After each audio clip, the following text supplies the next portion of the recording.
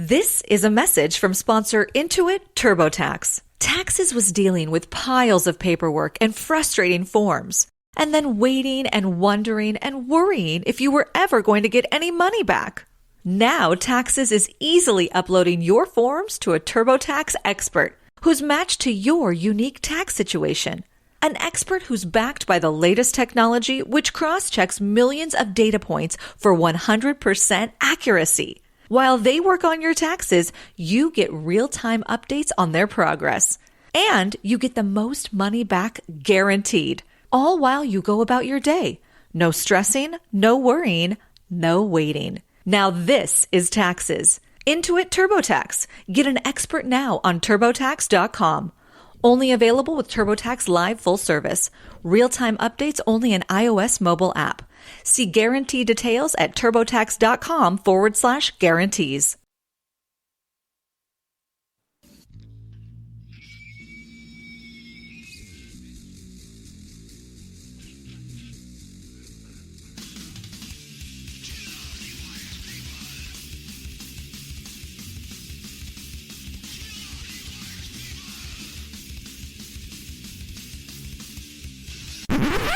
Oh, sorry, that's for a Democrat show.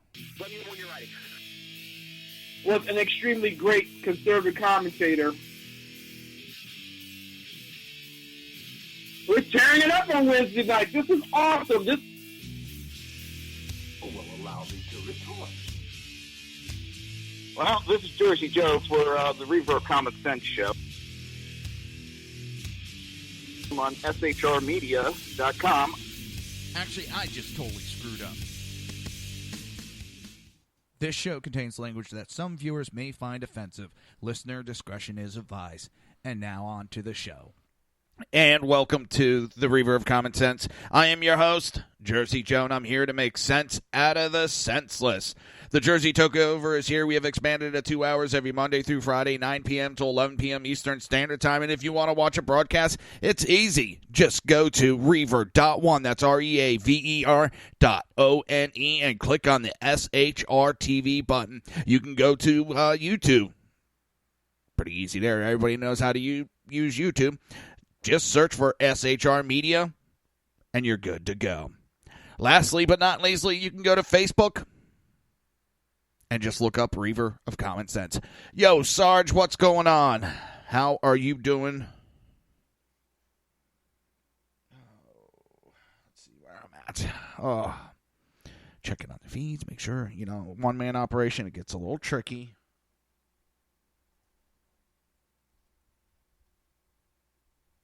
When it first starts up, I got to make sure everything's up and running.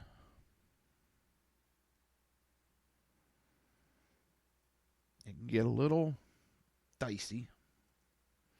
Make sure that's up and running. Facebook, YouTube. All right, so far, so good. Not going to check everything out. And, let's see. Where are we? UC Berkeley.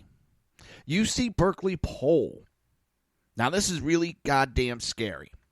53% of Californian Democrats oppose free speech. Doesn't shock me. Sickens me. Like I can talk today. A new poll conducted by the University of California, Berkeley reveals that a majority of California Democrats oppose the First Amendment right of freedom of speech and assembly, at least as it applies to quote-unquote extreme right-wing groups. A plurality, 46% of all Californians feel the same way. The San Jose Mercury News reports 46% of California voters say we've gone too far in allowing white nationalists to demonstrate, while 43% say the rally should not be restricted, and 11% had no opinion. And Democrats especially appear to be grappling with the complex issue in deep blue California. In the wake of violent protests from Charlottesville to Berkeley, more than half, a full 53% of California Democrat voters believe we have gone too far in allowing those demonstrations. Some 50% of California Republicans, meanwhile, believe the right to demonstrate should not be restricted, compared with the 39% of Democrats. It doesn't surprise me. Doesn't. It really doesn't. The poll's results reportedly surprised the pollster who conducted it. I would have thought the liberals would be defending the right to demonstrate in general. That was your grandfathers, liberals. They have gone full-fledged communists and don't want anything to do with giving the other side, opposing view, a free forum. And as we know, they love to come up with accusations and, all the isms and phobias. That's all they got. That's all they have. They cannot fight our... Looks like my goatee's going a little wild today. Wasn't a little bit ago. Damn. Drives me nuts. The poll's result reportedly surprised them, but according to the Sacramento Bee, which reported the polling data in further detail, 58% of those describing themselves as liberals said that America had gone too far in allowing white nationalist groups to hold public demonstration. The poll was conducted among 1,200 registered voters with a margin of error of 4%. The results come as UC Berkeley prepares to host a series of conservative speakers later this month, including former Breitbart tech editor Milo, who was prevented from speaking on campus in February after Antifa activists and left-wing students rioted.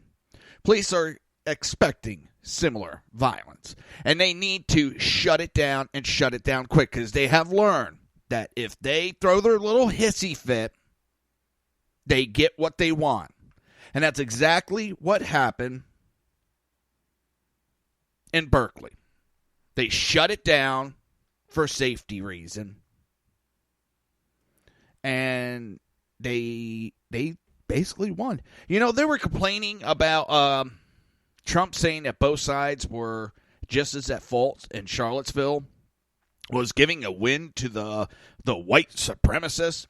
Well, shutting down these events because they don't like them is giving them a win, whether it's for safety or not. I'm sorry, the police, and therefore need to step it up and protect those. That is the type of groups that they are there to protect. And just because someone says they're white supremacists doesn't make them a white supremacist.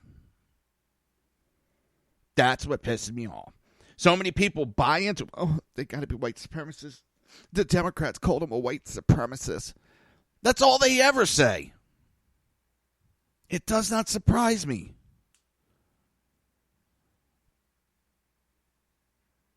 And at Southern Poverty Law Center, someone needs to sue the shit out of that place. You can't just go around accusing people of this, ruining their reputations, ruining their careers. We need to stop that. Yes, there's freedom of speech, but you can't go around, defamation. You can't. It's not right. And yes, it is costing people money.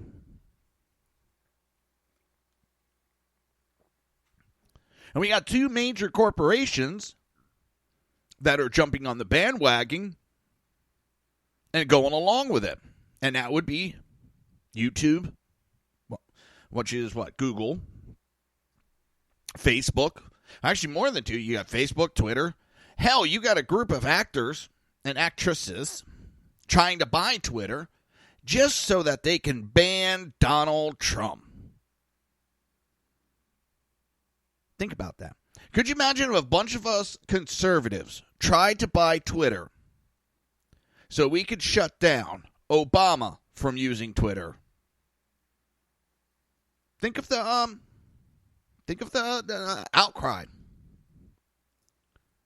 Problem is, conservatives don't go on the offense like liberals do. I'm not saying we make false accusations, but what we need to do is make a big fuss. Hold them to their standards. It's one of the rules for radicals. You got to hold them to a higher standard. That's what they did. And they failed from that. Because part of it, I know you did. Part of it is when you hold someone to a higher standard, you also have to be at a higher standard so that they can't come back at you. Well, the Democrats have dropped their standards. They think they're untouchable.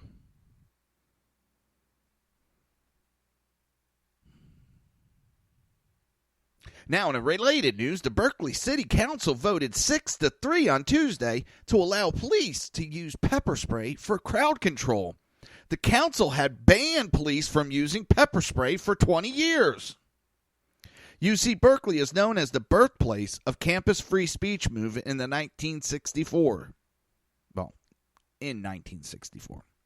In recent years, it has struggled to uphold the principles that movement at least with regard to conservative views and speakers. Could you imagine the outrage if we said, no, Antifa can't speak? They're too far left-wing.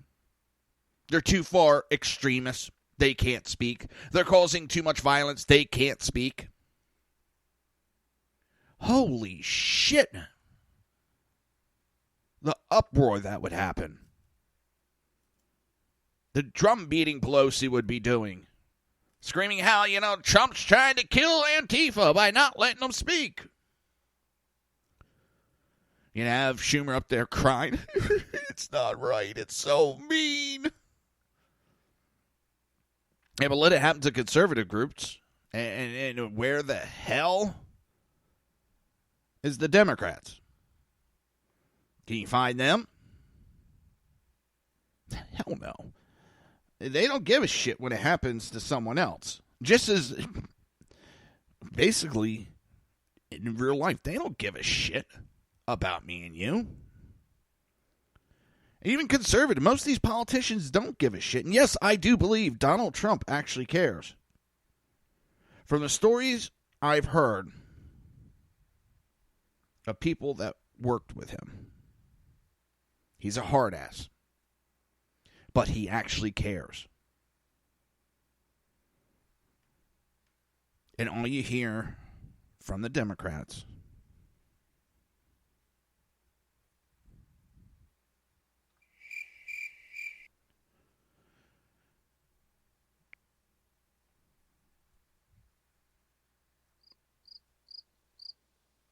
that's it.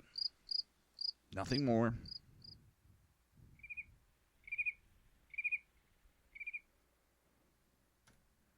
That's all you hear. Dead silence. And it's sickening. It is absolutely sickening. And they're supposed to be the champions. They call themselves the champions of civil rights and all that. Yeah. Doesn't seem they're a champion of shit.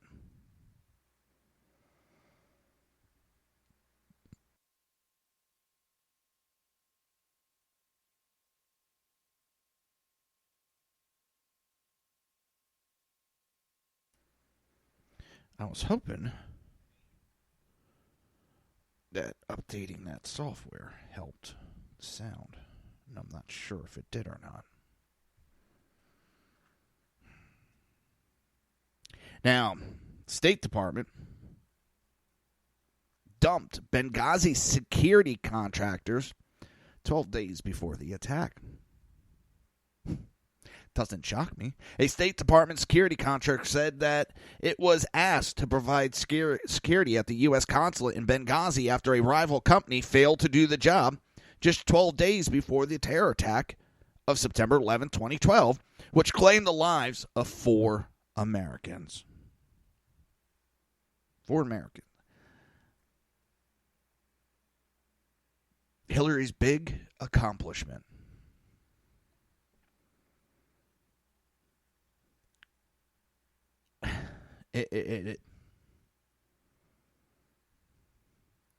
What they don't realize is that is what really hurt Hillary. That is exactly what hurt Hillary. Benghazi. My father didn't get involved in politics. Did not get involved in politics until September 11th, 2012. I watched him, tears in his eyes, because they got left. It pissed him off that our government, Obama, Hillary, left our men and women to die. And then that pissed off a lot of people. And she thinks it needs to go to the wayside. You know, what's that famous, what difference does it make? Hillary, it made a lot of difference, didn't it? It made a difference between you being president and you being a sore loser.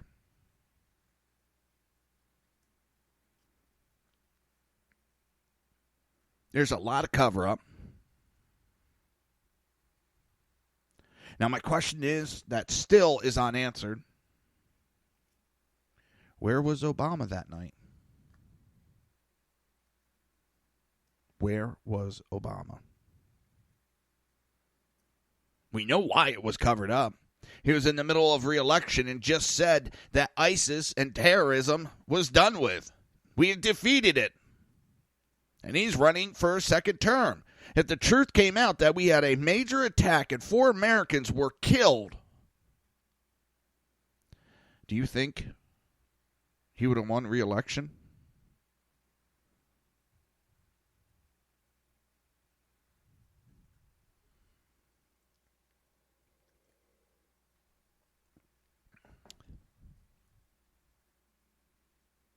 The cover-up will continue for years.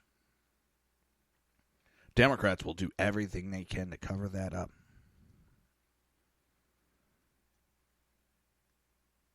And I got some Hillary stuff coming up later on again. Oh, of course I do. Her new book is giving material upon material. And her comments are... I'll give you a little heads up. One of her comments is, she said Comey should have asked permission.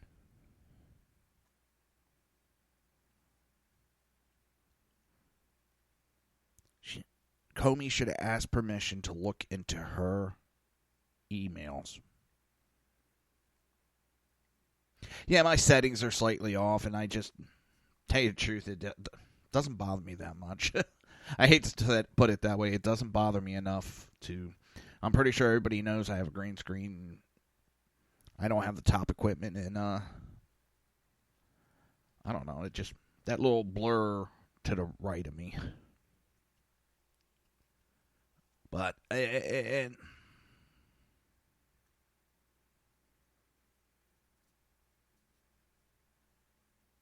this is one of the major events that cost her an election. And especially when she sat down in a hearing and screamed, "What difference does it make?"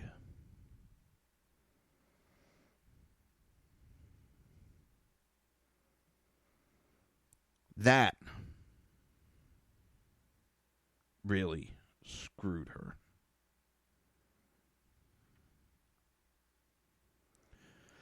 Let's see if I can find it.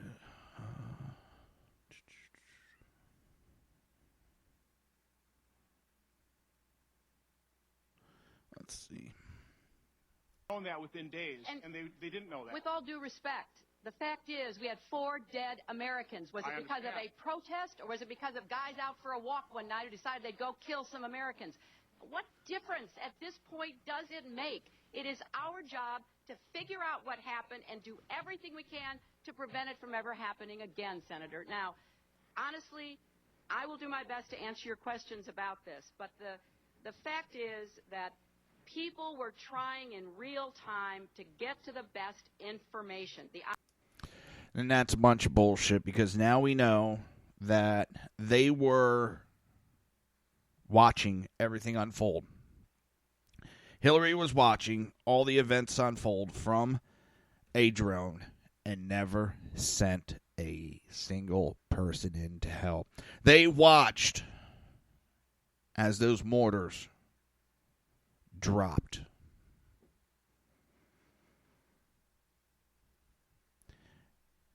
But what difference does it make? Well, it makes a big difference, Hillary. And as I said, it means the difference between you being president and you being a sore loser. You're listening to the Reaver of Common Sense right here on SHR Media and High Plains Pundit Radio, and we will be right back.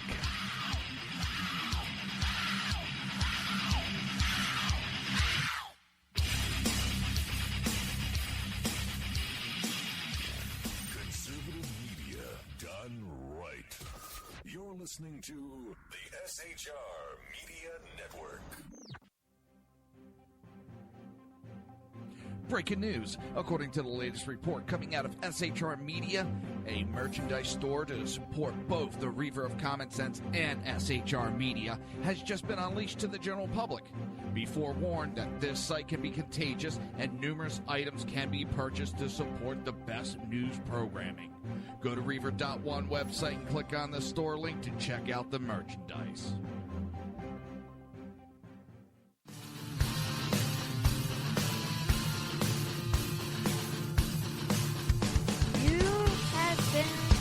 Listening to Reaver of Common Sense, hosted by my dad, Jersey Joe.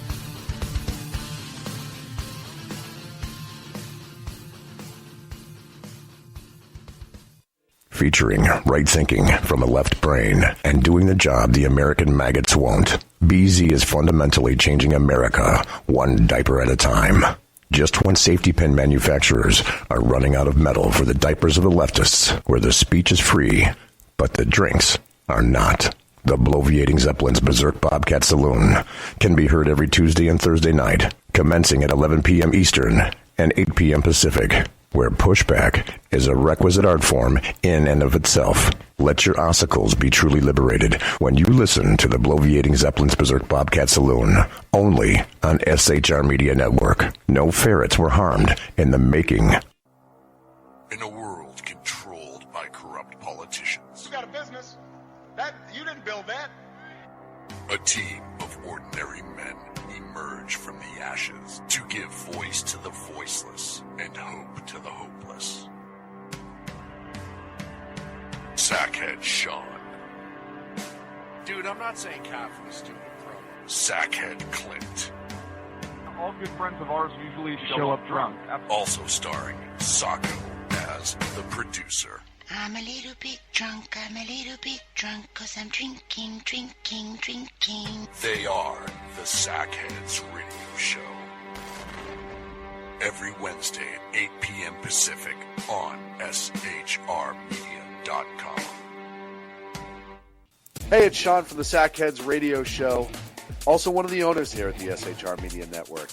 Are you opinionated? Have you ever wanted to do your own show? Have you ever heard somebody like the Sackheads and go, yeah, I could probably do that better?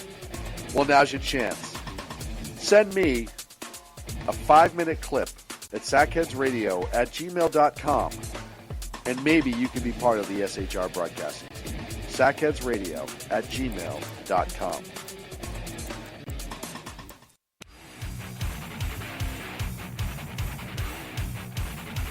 This is Jersey Joe, host of the Reaver of Common Sense, and you're listening to SHRmedia.com. Times are dark. The people misled by corrupt politicians, lied to by establishment media, and deceived by the false messages of Islam. A nation in confusion needs a guide. It needs a man with a cane. I'm Dave Milner. Join me on Spreaker, SHR Media, High Plains Talk Radio, Live Rebooting Liberty, and YouTube for a unique brand of commentary on the unpleasant blind guide. Because truth is not always pleasant.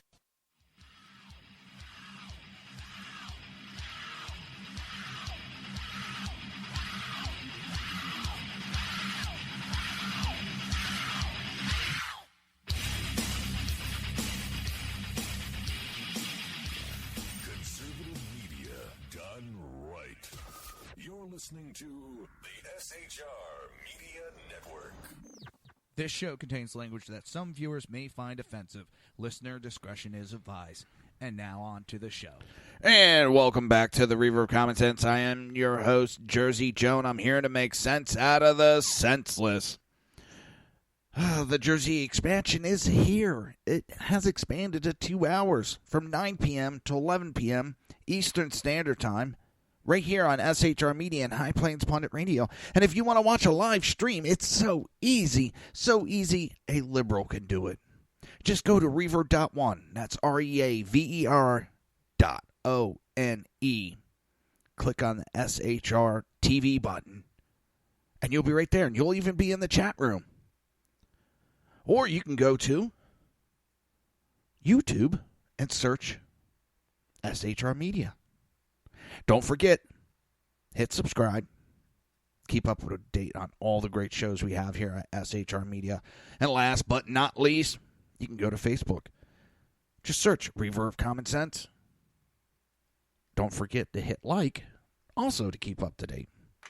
So, we started talking about the State Department dumped Benghazi security contractors 12 days before the attack. Torres Advanced Enterprise Solution, a large Virginia-based security and private military contracting firm,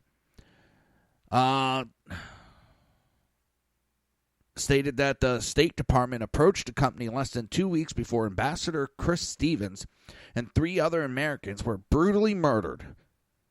Blue Mountain Group, the small Welsh security contractor to which the State Department initially awarded the contract over Tories' bid early in the year, was allegedly failing on the job.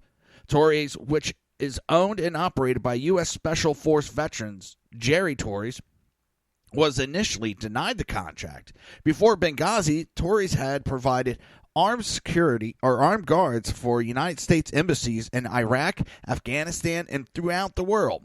Blue Mountain, which is based in Wales, was apparently largely unknown in private contracting circles that were hired to work for the United States until the fatal attack on September 11, 2012.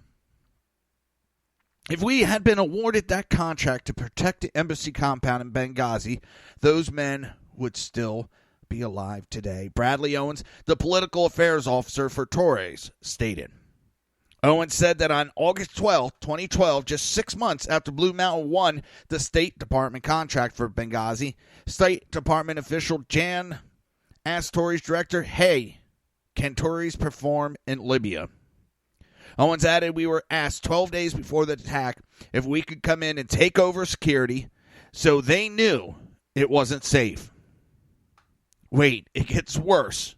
Well, of course, said yes.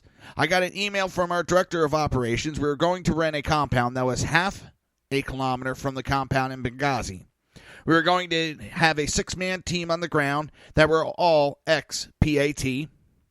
And because of the work we were doing in Libya, pre- and post-war, we had a lot of friends who were Libyans and knew how to fight. John Teagan, one of the CIA contractors that responded to Benghazi and co-author of the 13 Hours, the inside account of what really happened in Benghazi, stated that at least 4 of the local Libyans who attacked the U.S. consulate, including guards, working for Blue Mountain. At least four of the people that attacked the consulate were working for Blue Mountain, the Welsh company. And from what I remember reading is they didn't have the personnel to handle the contract, so they just threw out and like an ad in the paper asking anybody if they wanted the job. They hired anybody and everybody without background checks or knowing who the hell they were. Blue Mountain basically hired enemy combatants to come in, and they got a great look at their target because they were on the inside. Many of the local Libyans who attacked the consulate on the night of September 11, 2012, were the actual guards that the State Department, under Hillary Clinton, hired to protect the consulate in Benghazi, Teagan said last year. The guards were unvetted and were locals with basically no background at all in providing security. Most of them never held a job in security in the past. In addition, Owens said that the Blue Mountain contractor guarding the consulate were armed with batons. The security situation had deteriorated, so the Benghazi contract never should have been an unarmed contract. Owens said he told the State Department that it would have taken 30 days for the company to arrive on the scene and be ready to perform. They would have had to end the contract with Blue Mountain and give it to us. It would have taken us a month to get set up. Owens said that it has decided to speak out about Benghazi because of the 5-year anniversary of the attack and because it was released from his non-disclosure agreement last year. We want the system fixed. We want people punished. We want justice for Benghazi, he added.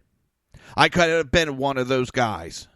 My number one mission right now is to get word out about what happened, Owens declared.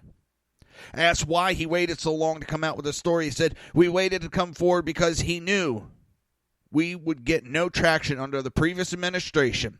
Now that Trump's in the White House with the new administration, we believe they will take action and make things right.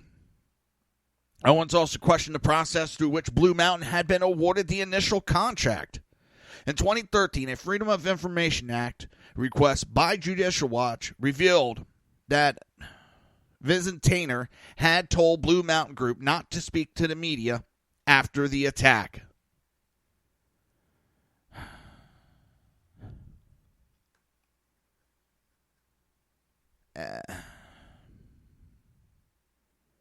Now, Torres has stated that the United States ambassador is dead and nobody is held accountable for it. Asked if 5 years after the attack, the attack in Benghazi could happen again, and he said, "Oh, absolutely, nothing has changed." He was also told by this Vaz-Tainer not to speak to the media. Nothing's changed. And even during all these meetings we had, and Democrats, well, we want to get to the bottom of it so we can make the correct changes so that this never happens again. And nothing has been changed. They're still doing business as usual.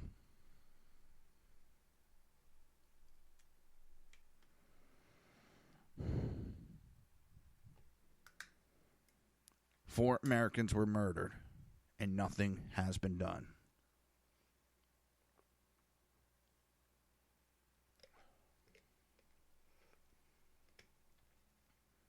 It just...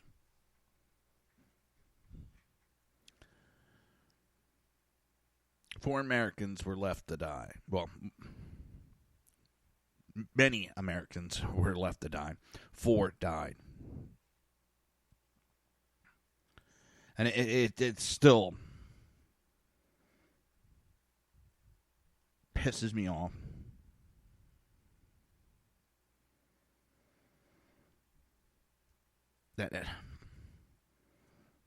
that we lost Ambassador Chris Stevens for no reason. Chris Stevens loved Libya. Loved it. Sean Smith, he was an IT specialist. An IT specialist.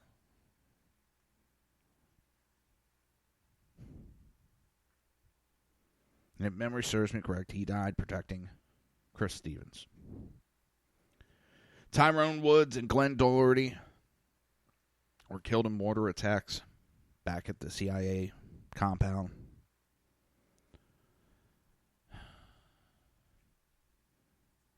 Then I remember that right there is when I started. I had always been quiet about politics. I'd always been quiet about politics because of my job, and now I was pretty much done because of my injuries. But I remember, I even if it was because of a video, it pissed me off because that's all the information that was out there. And I still didn't believe it was just because of a video. But I remember I put this big long rant, and I was waiting for my friends on Facebook and all these people to jump all over me, and they actually liked it. Because it basically went along the lines is, even if some director did an anti-Muslim film, let's even say if, well, he did do, he was an ex-Muslim, but let's say there was a protest, and it was over that.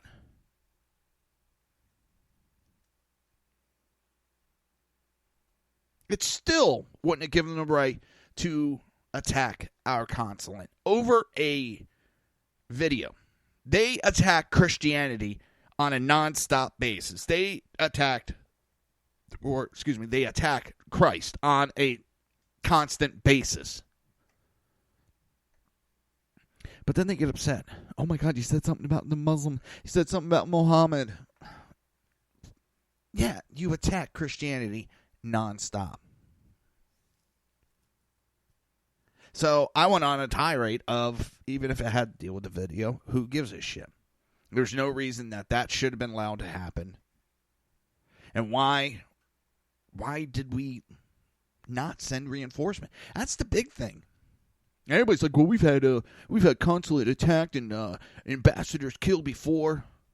Yeah, you jackass. Thanks for playing the game, and thanks for parroting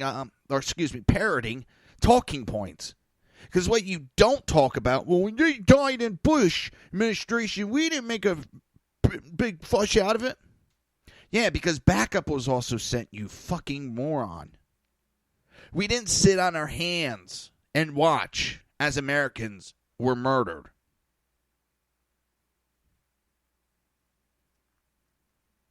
That is the difference.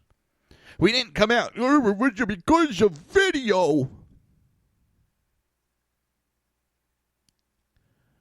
Do you know how stupid you liberals sound when you come, well, there's been attacks in other consulates and we don't make a fuss over it.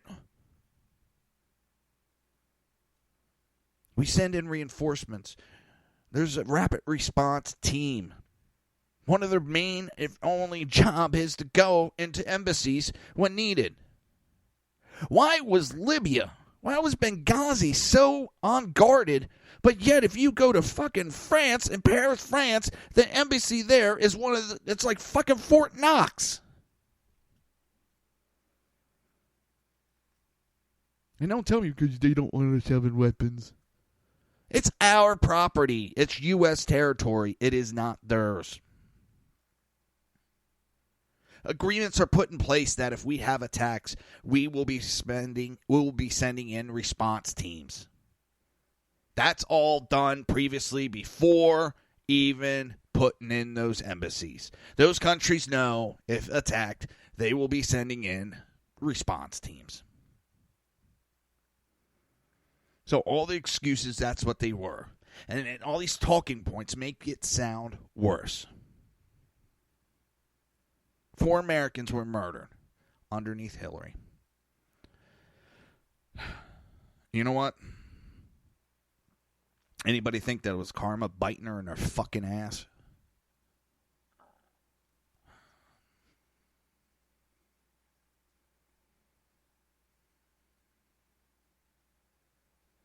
I'm pisses me off.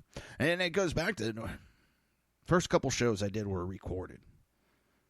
Pre-recorded. Little podcast I put out. And one of the main first live shows. I'd done a couple live shows just to get used to it. But my main first live show, I interviewed Chris Pronto, one of the co-authors for 13 Hours. He was there. And he survived it.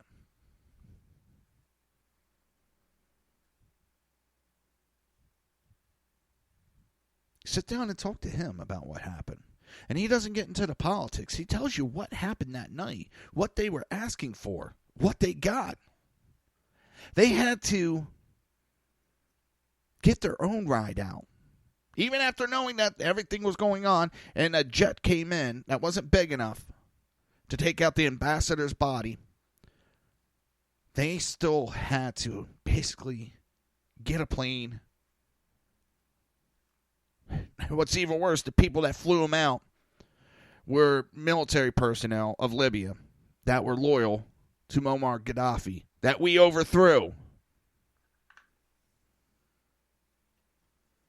We overthrew Muammar Gaddafi, and their military guys were still more active than Hillary Clinton was in getting those guys out of there, helping them. You're listening to the Reaver of Common Sense right here on SHR Media and High Plains Pundit Radio, and we will be right back.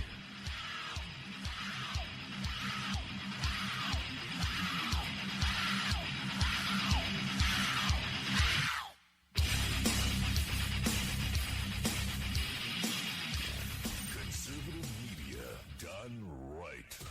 You're listening to the SHR Media Network.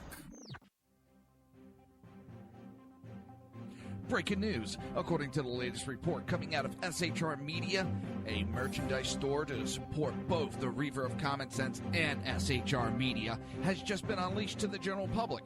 Be forewarned that this site can be contagious and numerous items can be purchased to support the best news programming. Go to Reaver.one website and click on the store link to check out the merchandise.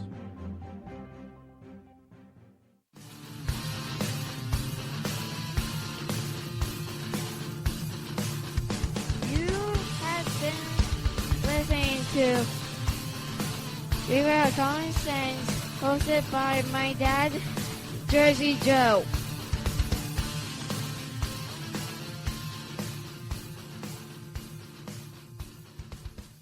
Featuring right thinking from a left brain and doing the job the American maggots won't. BZ is fundamentally changing America, one diaper at a time. Just when safety pin manufacturers are running out of metal for the diapers of the leftists, where the speech is free, but the drinks are not. The Bloviating Zeppelin's Berserk Bobcat Saloon can be heard every Tuesday and Thursday night, commencing at 11 p.m. Eastern and 8 p.m. Pacific, where pushback is a requisite art form in and of itself. Let your ossicles be truly liberated when you listen to the Bloviating Zeppelin's Berserk Bobcat Saloon, only on SHR Media Network. No ferrets were harmed in the making. In a world controlled by corrupt politicians. You got a business. That you didn't build that. A team of ordinary men emerge from the ashes to give voice to the voiceless and hope to the hopeless. Sackhead Sean. Dude, I'm not saying cop from a stupid pro. Sackhead Clint. All good friends of ours usually show up drunk.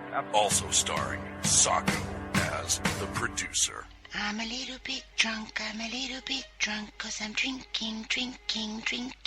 They are the Sackheads Radio Show. Every Wednesday at 8 p.m. Pacific on SHRmedia.com. Hey, it's Sean from the Sackheads Radio Show, also one of the owners here at the SHR Media Network. Are you opinionated? Have you ever wanted to do your own show? Have you ever heard somebody like the Sackheads and go, yeah, I could probably do that better? Well, now's your chance. Send me a 5-minute clip at sackheadsradio@gmail.com, and maybe you can be part of the SHR broadcasting team. sackheadsradio@gmail.com.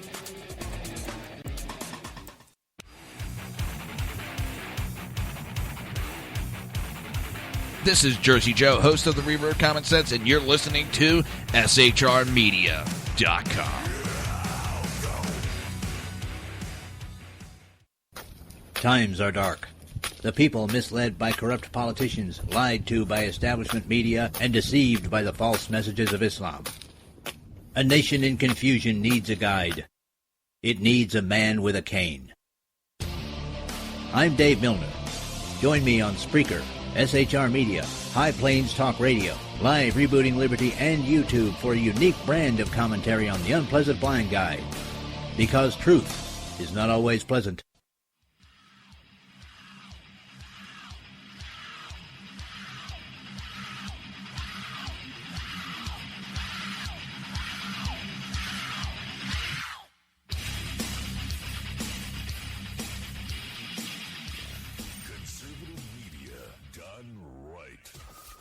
Listening to the SHR Media Network. This show contains language that some viewers may find offensive. Listener discretion is advised. And now on to the show. And welcome back to the Reaver of Common Sense. I am your host, Jersey Joe, and I'm here to make sense out of the senseless. The Jersey Takeover is here. We have expanded to 2 hours every Monday through Friday, 9 p.m. to 11 p.m. Eastern Standard Time. And if you want to watch a live stream, it's easy. You just go to Reaver.1, click on the SHR TV button, or you can go to brain fart YouTube. Look up SHR Media, or you can go to Facebook and search for Reaver of Common Sense. And with that,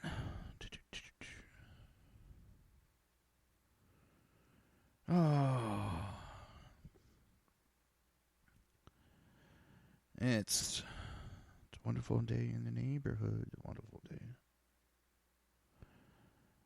I'm just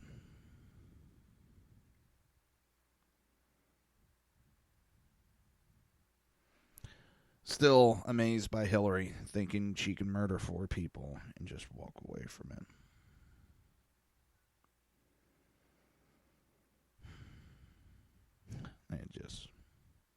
I don't know. But it is what it is. Let's see. Ding, ding, ding, ding, ding, ding, ding.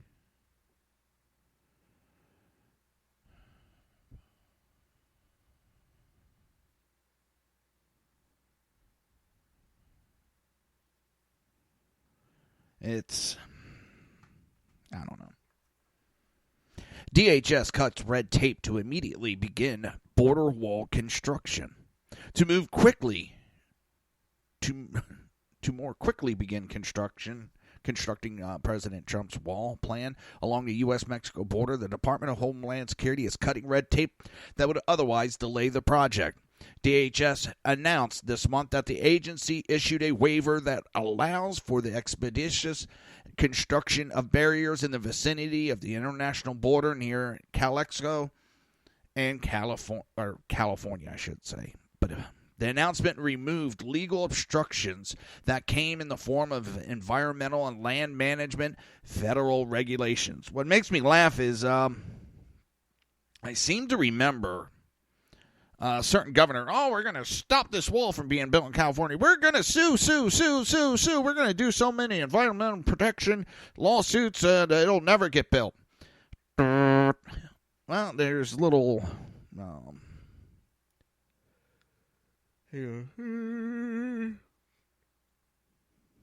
There's a couple laws that were put in place, I think back in the 80s, that allows for expedition of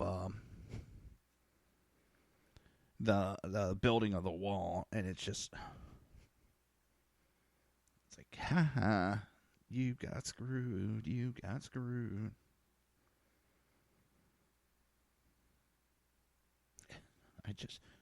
The hell were they thinking? That's the problem. They weren't thinking. They were not thinking at all.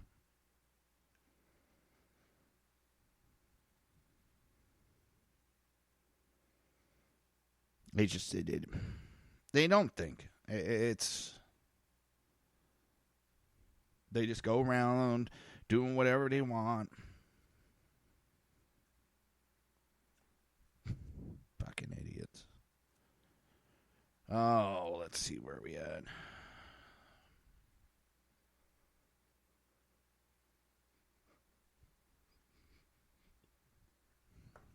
Oh.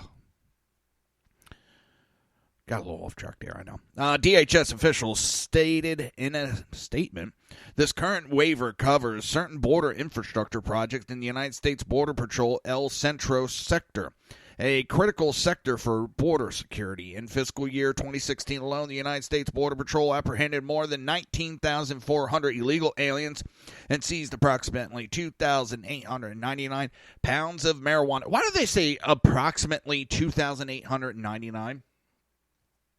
That sounds like more of an exact number where we confiscated 2,900 pounds, or we roughly, you see, approximately 3,000 pounds. You know, that approximately, not, that wasn't approximated. And appropriately, 126 pounds of cocaine.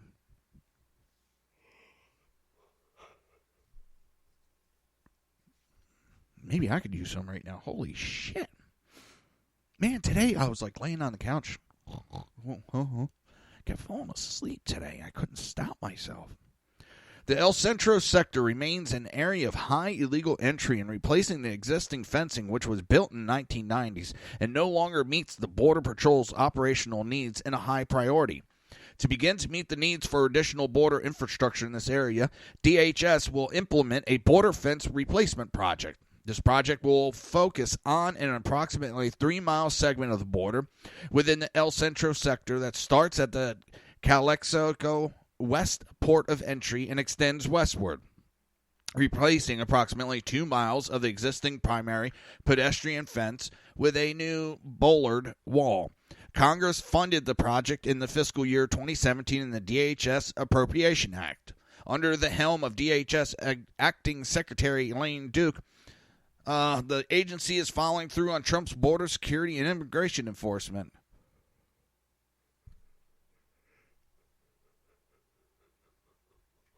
Oh, man. The expediting of the southern border wall construction is part of the Illegal Immigration Reform and Immigration Responsibility Act, which was passed by Congress in 1996 to give DHS more leverage in constructing physical barriers and illegal immigration deterrents along the border wall.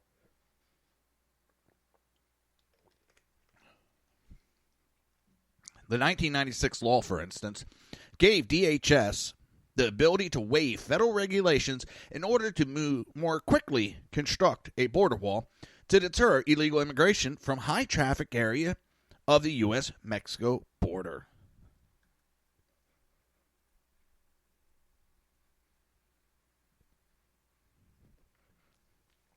Damn. I don't understand how, or why, I should say, the Democrats, I mean, there's no good reason why they want to block the wall. There's no good reason whatsoever. All it comes down to is they think, and I don't understand, because the polls are showing the majority of the people want a border wall.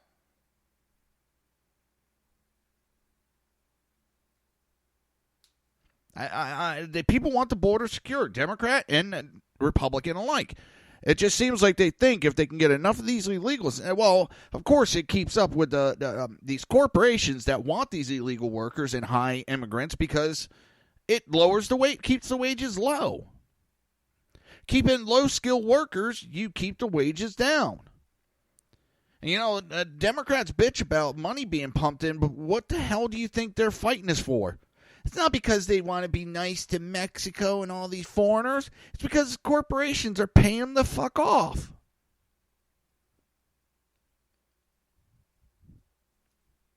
Both Democrat and Republican alike. You have friggin' Paul Ryan out there, and he's trying to keep the immigration numbers up. Koch brothers want their numbers kept way up.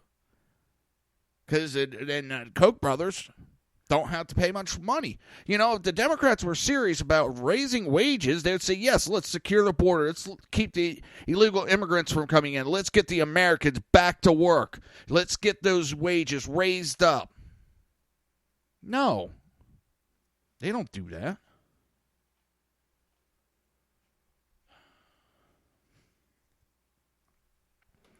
You'll never see that happen. Democrats don't give a shit. They're playing on your heartstrings. And they know that it does that. Because, does it make me a little sad that we have to deport some kids? Yes, it does. It sucks. It really does. There's a lot of laws that suck. But you know what? That is the law. And that's what needs to happen. But they play on your heartstrings and they tug at it. And they try to get you, here you go, just, wouldn't it be nice? Yeah, it would be nice if we can give all these people amnesty. But guess what? They're not going to learn anything, number one. Number two, it's against the law. God, I mean...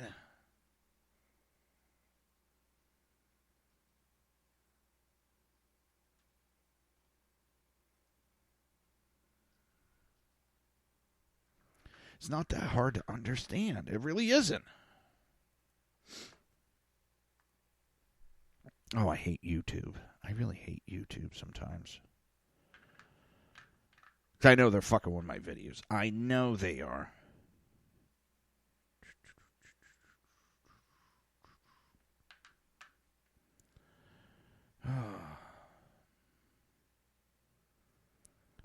Because I copy and paste my titles.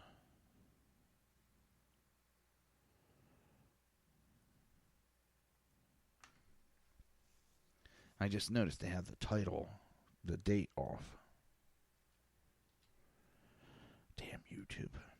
Damn you, YouTube. All right. Now we'll fix that little issue. I just... the Democrats don't give a rat's ass. They don't, people. They pull on your heartstrings because of rules for radical. Their little playbook tells them how to do, and they know how to play on your heartstrings. Because I see it with my mother-in-law. God, she's got a big heart. But at the same time, that could be used against her. And Phyllis, if you listen, I'm not meaning it as a negative. You got a big heart, and that's a good thing.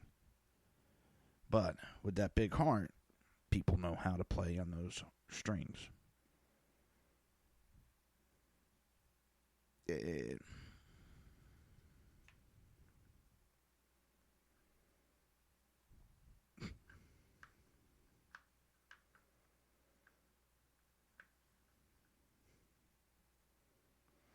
Just reading something James O'Keefe just wrote.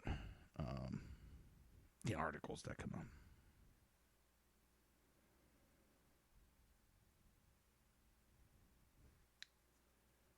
Yeah, one of our schools, it's it's one of the magnet schools. It was Robert E. Lee. During the hurricane, they had lost power to the school, and they're...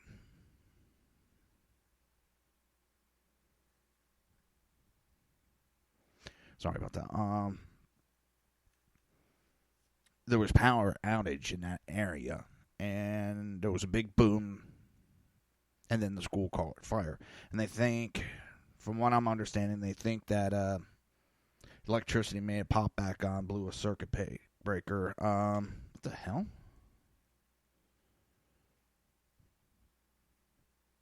That's weird.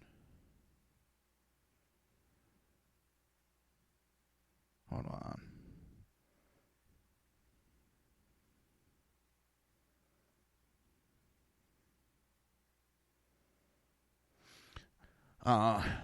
Anything that started a fire, and the school was I think built in like 1920s, and it burned right down to the ground. So now it's they gotta figure out all the kids where to put them, and they're trying to do it where all the kids stay together. That would suck if they have to separate the kids. We're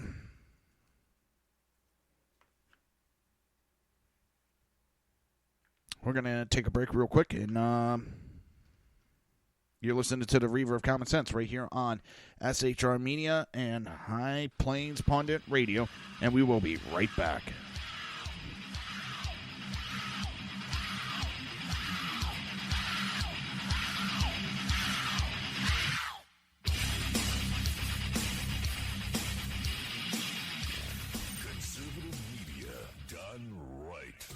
You're listening to the SHR Media Network. Breaking news. According to the latest report coming out of SHR Media, a merchandise store to support both the Reaver of Common Sense and SHR Media has just been unleashed to the general public. Be forewarned that this site can be contagious and numerous items can be purchased to support the best news programming. Go to Reaver.one website and click on the store link to check out the merchandise.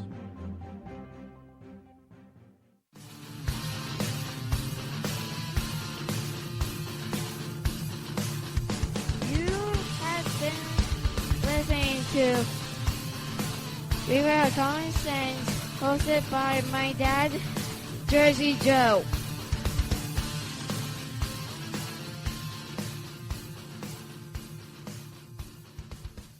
Featuring right thinking from a left brain and doing the job the American maggots won't. BZ is fundamentally changing America, one diaper at a time. Just when safety pin manufacturers are running out of metal for the diapers of the leftists, where the speech is free, but the drinks are not. The Bloviating Zeppelin's Berserk Bobcat Saloon can be heard every Tuesday and Thursday night, commencing at 11 p.m. Eastern and 8 p.m. Pacific, where pushback is a requisite art form in and of itself. Let your ossicles be truly liberated when you listen to the Bloviating Zeppelin's Berserk Bobcat Saloon, only on SHR Media Network. No ferrets were harmed in the making. In a world controlled by corrupt politicians. You got a business. You didn't build that. A team of ordinary men emerge from the ashes to give voice to the voiceless and hope to the hopeless. Sackhead Sean. Dude, I'm not saying coffee is stupid, bro. Sackhead Clint. All good friends of ours usually show up drunk. Also starring Sacco as the producer. I'm a little bit drunk, 'cause I'm drinking. They are the Sackheads Radio Show. Every Wednesday at 8 p.m. Pacific on SHRmedia.com. Hey, it's Sean from the Sackheads Radio Show, also one of the owners here at the SHR Media Network. Are you opinionated? Have you ever wanted to do your own show? Have you ever heard somebody like the Sackheads and go, yeah, I could probably do that better? Well, now's your chance. Send me a 5-minute clip at sackheadsradio@gmail.com, and maybe you can be part of the SHR broadcasting team. sackheadsradio@gmail.com.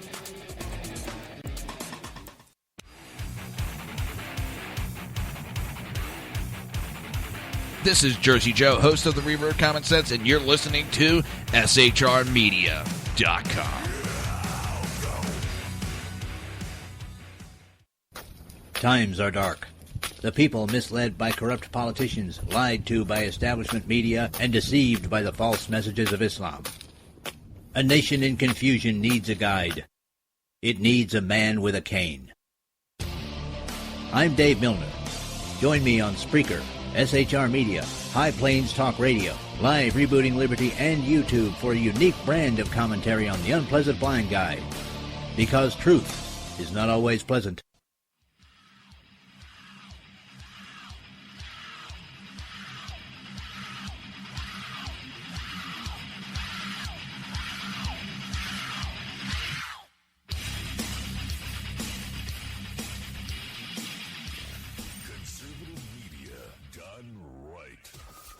Listening to the SHR Media Network.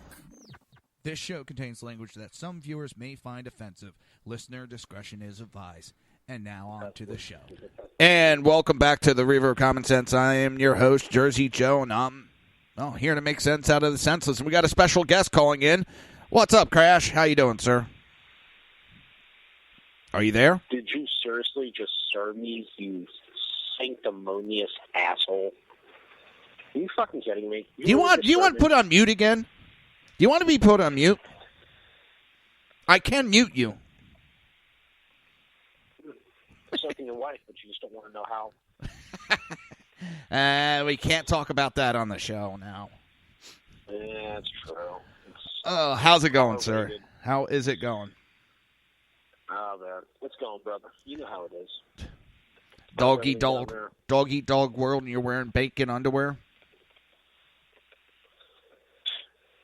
You never have enough bacon. Shit. Bacon. Hey. Oh, I saw this thing. It said a salad. It's gluten-free, low calorie, goes through all this diet stuff, and it just shows a basket of bacon. I saw that. I was fucking laughing my ass off. Oh, I showed it to my wife, and she's just like, bacon. I've got a buddy up here. He's working with an animal rescue. And it's all farm animals, some horses, pigs, chickens, roosters, the whole fucking nine. Yeah. But his whole focus, what he's really into, is the pigs. He really just loves pigs. And evidently his uncle or something was a pig farmer, so it's what he grew up with, blah, this, that, and the other thing. Whatever. He's a sick, twisted fuck. He's named them Bacon Bit, Pork Chop. Okay, the bowl is named T-Bone. Okay, the chicken coops are original recipe and extra crispy. I mean, the guy is a sick, twisted fuck. Okay, but I made a joke with him. I was like, I would, maybe, can I come by and adopt a pig or two? He's like, no, they're all mine. We're not adopting the pigs out. You can have any other animal you want. I was like, no, I want the fucking pig. He's like, okay, why do you want a damn pig? I was like, Muslim repellent? He's like, stop on by. How many do you want? Yes, my man. That'll actually get you in trouble. Don't hear any helicopters. I guess I'm good. Someone put a piece of bacon on the door handle of a mosque, and he got put up for hate crime.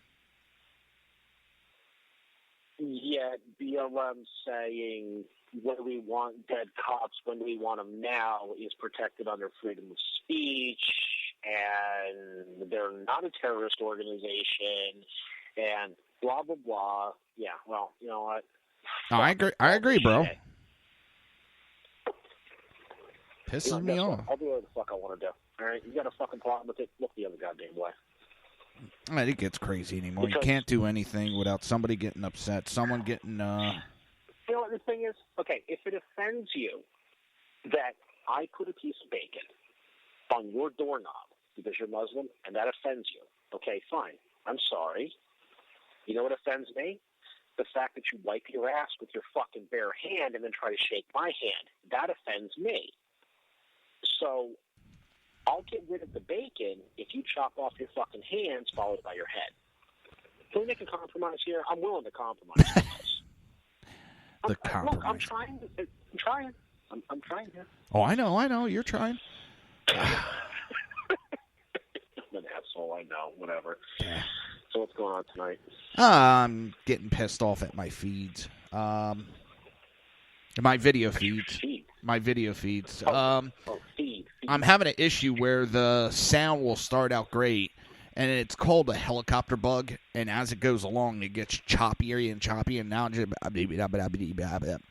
pisses me off. And I haven't been able to figure out what is causing it, but it's screwing up my feeds, the live stream. Gotcha.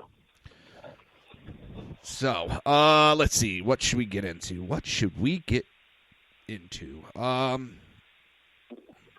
Did you hear the new Obamacare repeal bill that's going to be put forth? Oh, God. Lindsey, what is it? Lindsey Graham, Cassidy, Johnson, Heller, and Santorum unveiled their legislation on Wednesday. It will repeal the individual and the employer mandate, Obamacare's medical device tax, and the delivery healthcare dollar. It will deliver the healthcare dollars to the states so they can design a healthcare system that works best for their population.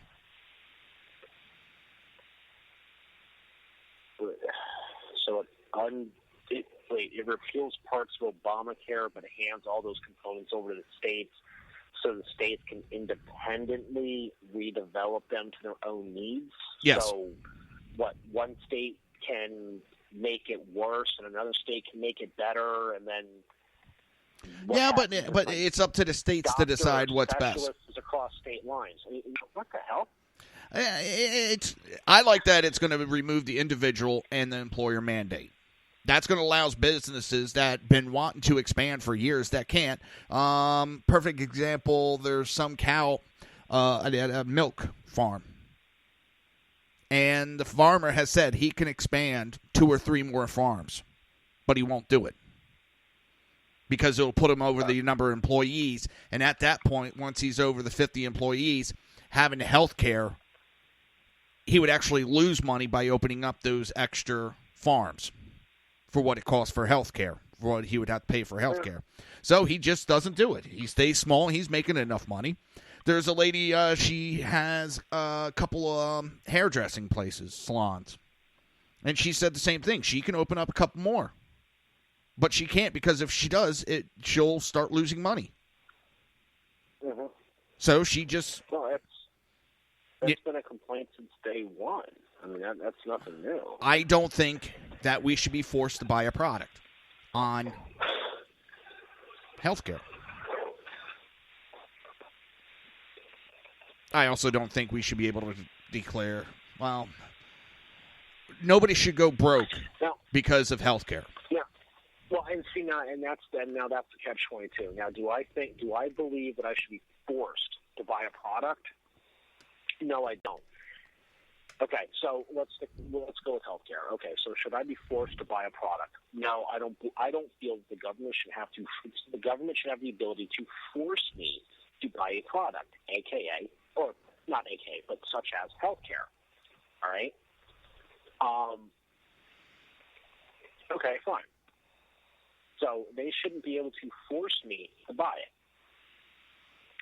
However, I do feel that there needs to be protections in place to where if I've got a pre-existing condition, the insurer can't drop me and then pick me back up a month later and say, oh, well, it's pre-existing now, so we don't have to cover it. That's bullshit. That's a tactic that the insurance companies have been using for decades to get out of paying for health care, actually paying for claims, and that's bullshit. I agree. I don't think that should be allowed.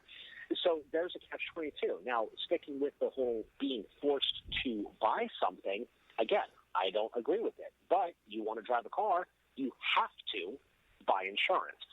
You want to buy a house. Well, in certain portions of the United States, you have to buy flood insurance through the federal government. You have to have extreme storm damage insurance through private insurers if you live in Tornado Alley. You have to, just to be able to get the mortgage, you have to get these things. I mean, I live up in New Jersey, which we're not a hurricane state. We're not even a massive flood state. I mean, we've seen a few recently, but I actually had to get the floodplain maps from the Weather Service to determine whether or not I was going to be forced to buy flood insurance, which I'm not. But ironically enough, based on where I live, based on the maps, if we actually did get the 500-year flood, quote unquote, the only way I'm getting out of my house is with a boat. Row your boat gently down the stream. But at the same time, they use that as a catch-all. The insurance companies actually use it as a catch-all because we went through this with Irene and then Sandy up here, where, well, you didn't buy flood insurance. so we don't have to cover your claims. Well, it wasn't the flood that caused the damage. It was the wind that ripped off part of the roof to the shed and the garage. You're also getting into where insurance is just a big scam within itself. But it was water, and water is that's a matter of foot. Like what? And that's how the insurance companies got out of paying claims up here. Unless you actually had specific flood insurance through the federal government, you didn't get fucking money.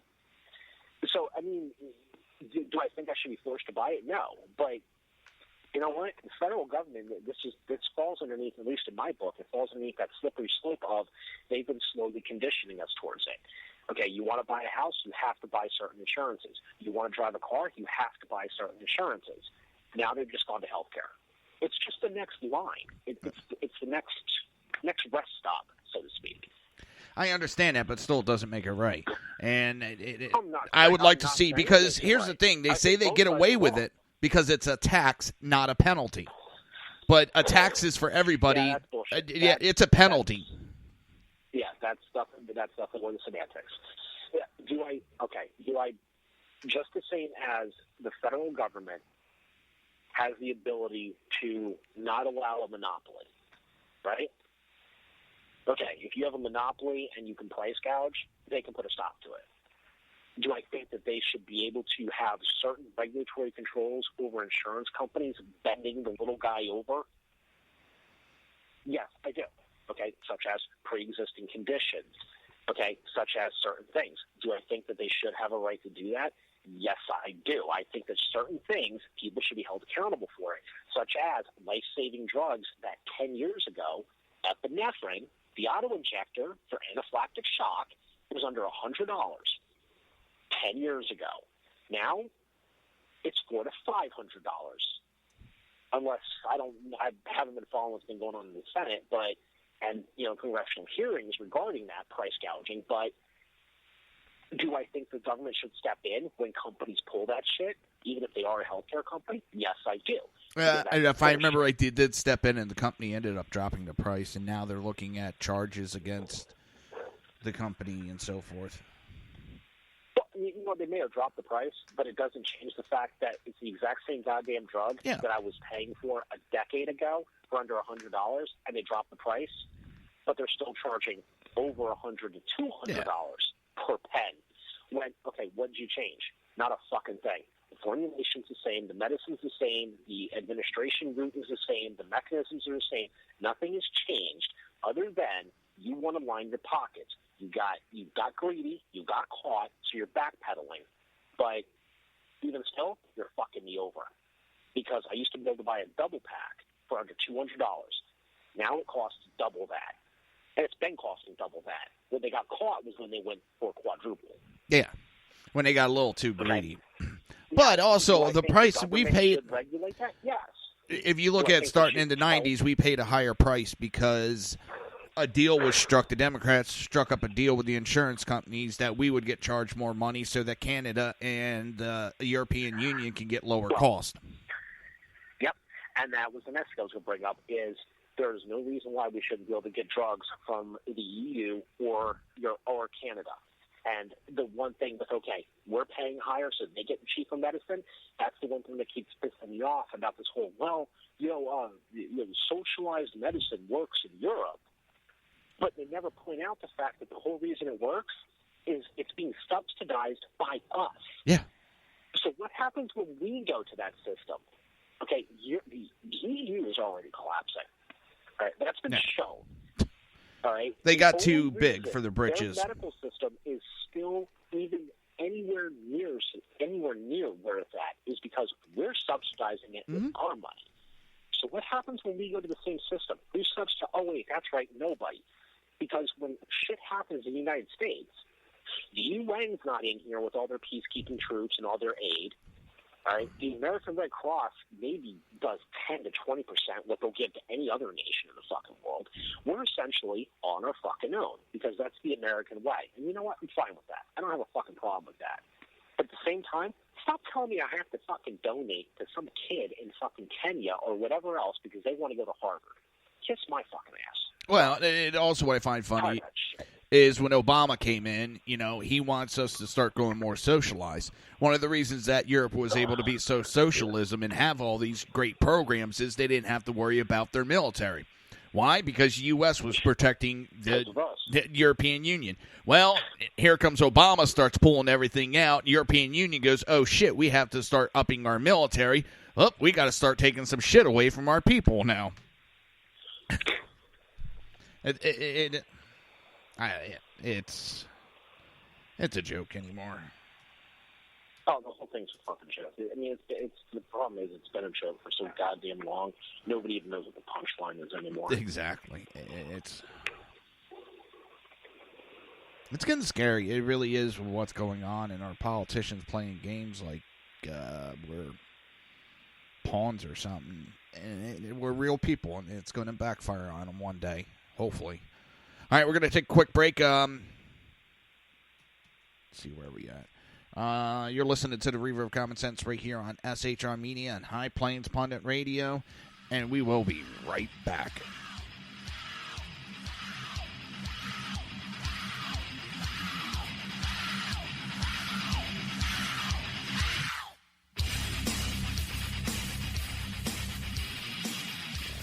Conservative media done right. You're listening to the SHR Media Network.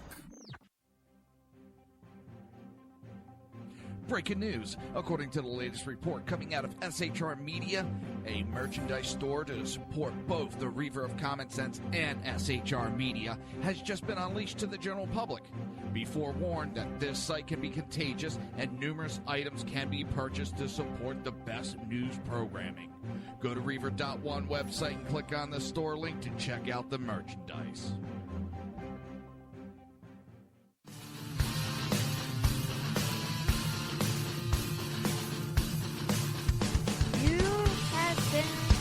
Listening to Reaver of Common Sense, hosted by my dad, Jersey Joe.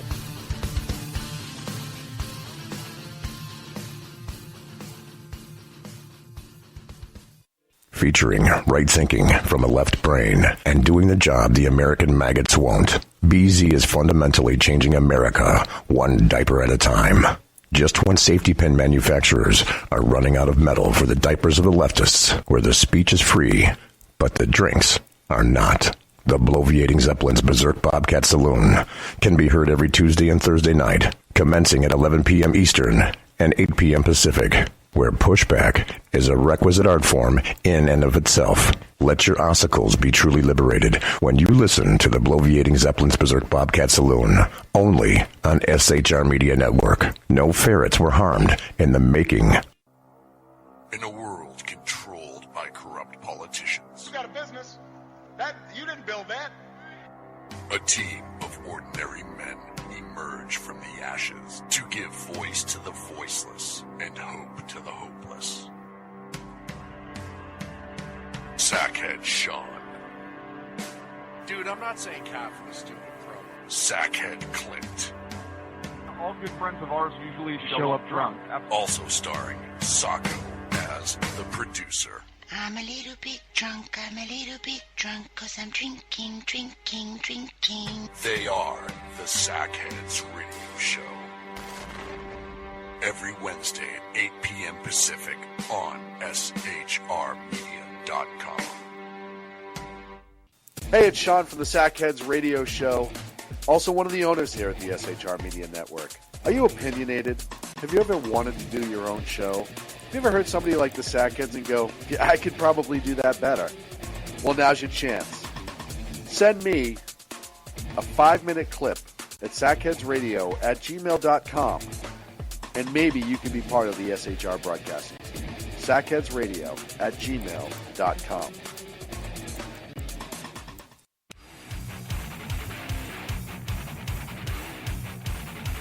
This is Jersey Joe, host of the Reaver of Common Sense, and you're listening to SHRmedia.com.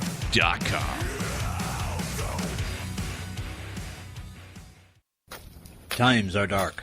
The people misled by corrupt politicians, lied to by establishment media, and deceived by the false messages of Islam.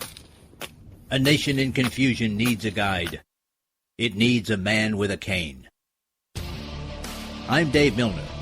Join me on Spreaker, SHR Media, High Plains Talk Radio, Live Rebooting Liberty, and YouTube for a unique brand of commentary on the unpleasant blind guy. Because truth is not always pleasant.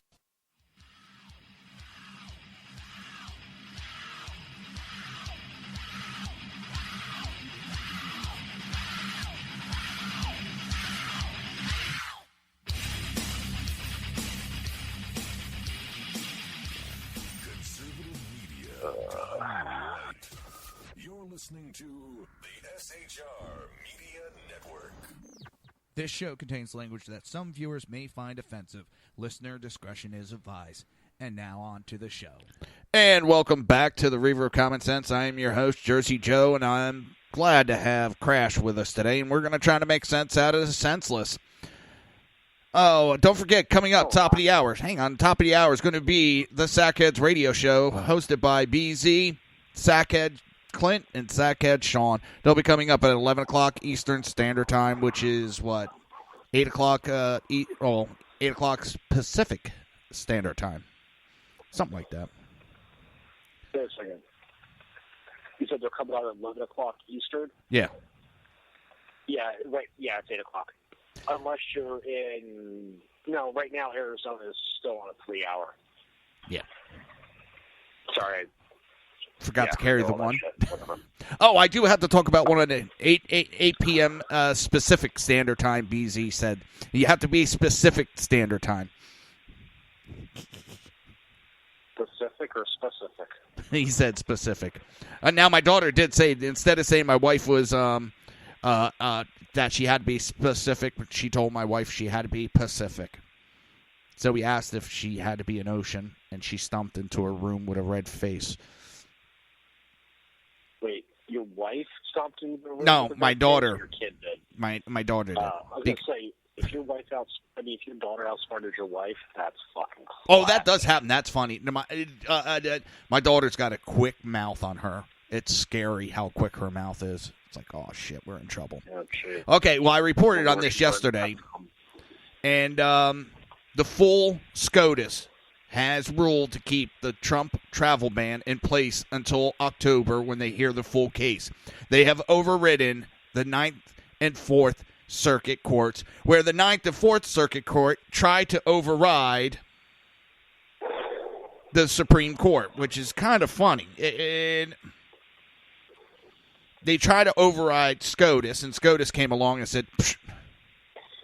Now, here's the funny thing. Now, this is what I find truly ironic about this entire thing, about the travel ban. I'm sorry to cut you off. No. This is really what I find comical about the whole damn thing. Is, generally speaking, you go through the whole process, and if you still don't get the answer you like or the answer you feel is correct, you end up with the Supreme Court of the United States. And then whatever they rule, that's the ruling. Yet, there's still appeals. It's just like anything else. You can still appeal it, blah, blah, blah. No, once it goes Supreme Court, it's usually... Okay. But, I think that at that point, you're kind of just like throwing a fucking temper tantrum. I mean, that's really what it is. What I find truly comical is what they're suing over is it's not a law. It's not a human rights violation. It's not a violation of the Constitution, the Bill of Rights, or anything else. It is an executive privilege that is solely in the hands of the President of the United States of America and has been solely underneath his or her control since its foundation. And that is immigration restrictions. That has always been there, and every single president has utilized that power. Yet all of a sudden when Trump does it, it's now a Supreme Court case? Are you fucking kidding me? No, what I find funny... And what really pisses me off is not even the fact that they do that, but then they say, well, they have constitutional rights. Who does? Illegal immigrants. No, they don't. Like, what kind of special stupid are you? They're not citizens. Well, we are talking about liberals here. Well, honestly, I'm sorry to sound like a complete dickhead, but part of me wants to go to one of these hearings, and as soon as the lawyer stands up for the other side, just start laughing. I just want to scream INS. I just want to yell INS to see if he fucking runs out of the goddamn room. Because I swear, I mean, it's just... Well, here's what I find funny. So with this travel ban that went into place, the Ninth Circuit, the federal courts, a couple of the judges, liberal judges, said, no, you can't do it. Which is funny because they only represent a small portion of a country. But they get to make rules that involve the whole country, which really pisses me off. You had a judge in Hawaii where they haven't got any of these refugees brought into Hawaii, got to stay the refugee program. So it goes to the Supreme Court. Supreme Court steps in and says, we're going to hear this case in October, but we're allowing Trump's ban to go into effect. So what happens is Supreme Court overrides all the lower courts. What do people do?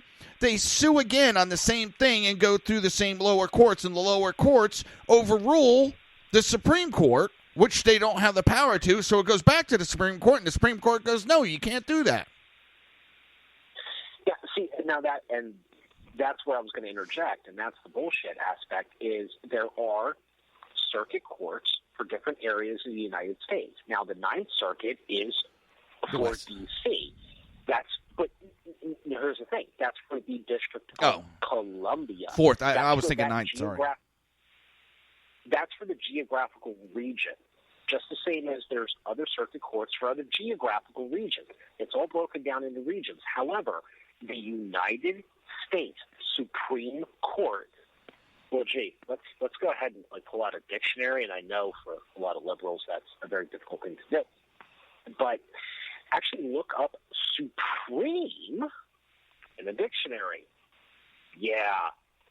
It overrules everything else, motherfucker. Yeah. Okay, that's where it ends. Okay, that's like saying, I mean, why can't I then just say, okay, well, I don't agree with what the Supreme Court, the Supreme Court made a ruling, and Ninth Circuit disagreed with it, but I disagree with the Ninth Circuit, so I'm going to go to the Fourth. Oh, Jersey Joe, you disagree with that? Why don't you go to the Fifth, and then somebody else can go to the Sixth? Now, that's the whole reason the system is there, is to prevent that type of abuse of the system. Yet, the problem is we've allowed it to happen. Yes. Honestly, that's the problem, is the court system has allowed this to occur, so now it is the status quo. And until it is put a stop to, which is it's kind of like a runaway train.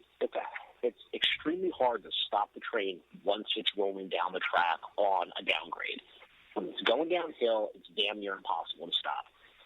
This was set in motion so fucking long ago, and I'm not even going to point out names, but there's quite a few, and I'm not being the conservative asshole. I will lay blame on both sides, but it's been going on for so long now. It's just, how do you even stop it? I mean, it's damn near impossible to stop at this point. But somebody needs to have the cojones to get up in front, and if they can't stop it, at least put an attempt to slow it the fuck down, so that maybe the next guy can stop it. You know, it's the whole thing is a runaway fucking train. It's just pretty much what it is. Anyway, what else you got? Well, we're going to get into Hillary Clinton. Hillary Clinton's been running her mouth. Surprise, surprise. There's a shocker. I thought only Bill's girlfriends ran their mouths. No, they just opened their mouths. It is amazing the delusion of grandeur this woman has. And that's the nicest way I can put it. She's having just alternate realities going on. She has been blaming anybody and everybody for her losses. Let me real quick. Hillary Advisor says that the Dems must double down on identity politics. Identity politics has their poll numbers in the toilet, and this woman thinks doubling down and going even further, is a good thing. Which is like, go ahead, you're just going to piss off more people and lose more elections. But Hillary, I hate that. It's pissing off a large majority of America. But this is the one that really got me, is Hillary said that Comey, the director of the FBI, should have asked her permission to look at her emails.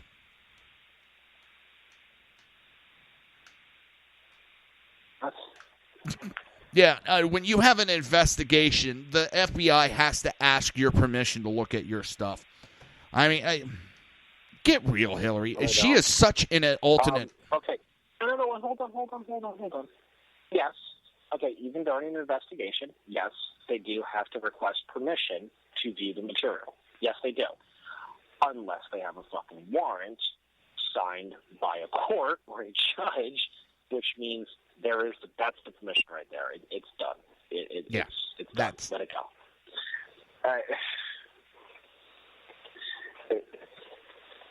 But this woman is not smart enough to let it go. No. There's a shocker. Dang it. Trying to find, I have a video to play, and I can't remember where I put the damn thing. That's not documents. Oh, you wanted to talk about Hillary, so. No, there was just it's something I saw today that's just like, are you kidding me? It was just like she had some type of fucking brain fart or. This woman's on a permanent brain fart. I think that's what it was. It was just there was something I watched today that had to do with the whole fucking blame game. Yeah, I mean, everybody is at fault for her losing. It's everybody's fault. It's the News Corps' fault. It's the DNC's fault. It's this person, that person. It's what was it? One of the groups was white suburban women, or no, white suburban moms. It's like, are you fucking kidding me? What was the one comment she made? You're a piece of shit. You lied. You broke the laws. She got 4 people killed and then said, what difference does it make? Yeah. I actually, you know what? Now that you said that, I'm actually halfway tempted. And oh God, I know I'm going to hate doing it, but I'm actually halfway tempted to go to one of these book signings. If it didn't cost you $2,000. Yeah, that's. Hold on. Let's stop right there. Let's stop right there. How many book signings do you know where that you have to pay the person to get a signing? Usually, you buy the book and that's it, and you get like 11 seconds with her. But if it wasn't for that aspect, if it was just me having to throw away $25 or whatever the fucking jacked up price of the damn book is, I would probably do it just for the simple reason of walking up to her and asking for her autograph, and then when I opened up the book, have already written on the inside cover, you lost the election. At this point, what difference does it fucking make? Just to have her sign below it. Just to have her do that. That would be worth it. To me, that would be worth $25. I'm an ass, but I want to know. She came out with a comment, and I can't find it now, that when Comey came out with the investigation, and what it did is allowed the husbands to make their wives vote against her. And right there, that said, wait a minute. So what she said is these women are not strong enough that they allow a man to tell them how to vote. That's real good. That's real good. You think a lot of the women that they got told how to vote. Nice. Hang on. BZ also said there are only 3 things Hillary has not blamed, and in no particular order: sunspots, title pull, and various prairie winds. She hasn't blamed farts. The thing is, next, it's gonna be Bart Simpson's fault next. You know, I mean, the Simpsons did it. Yeah. She's blamed anything and everything except for herself. She came out and she's trying to defend her comment where she called half of the American citizens deplorable. No time ever have I ever seen a candidate attack the constituents. They've attacked the other candidate, but never the constituents. That right there, I know Democrats that heard that and said, no, I was going to vote for it, but that is despicable. I've seen, literally, they've walked away because of that comment. But the thing is, she essentially said, if you disagree with any one of my fact points, which change on a daily basis, mind you are in the basket of deplorables. She didn't just put half of the country there. She put the entire country there. That's the thing. It didn't matter if you want secure borders. Okay, you're deplorable. You believe in the right to bear arms. You're deplorable. You're against abortion. The rights of free speech, the right of abortion. I'm sorry, not the right, but but having an abortion and when it should or should not be taking place, you're deplorable. If you don't think that the pay gender gap is a real thing, you're deplorable. If you disagree with Bill Nye, the non-science guy's views on global warming, you're deplorable. Come on, really? You alienate most of the country's voting populace, legal voting populace, and then you cry that nobody voted for you? And let's not forget what difference does it make leaving 4 Americans to die. What kind of special stupid is this person? I wonder. I really do. Lately, but and here's that comment she made. Comey's letter hurt me among women. It allowed husbands to tell wives she's going to be in jail. So women are not smart enough and strong enough. Yeah. That's what. Because. That's what she's saying, isn't it? Brother, you do remember the political outrage in my house when who I voted for and who my wife voted for came out in between our 4 walls. Yeah. Yeah, because I have that control over my fucking wife. Are you kidding me? I know, but it basically said women don't have the strength to stand up for themselves.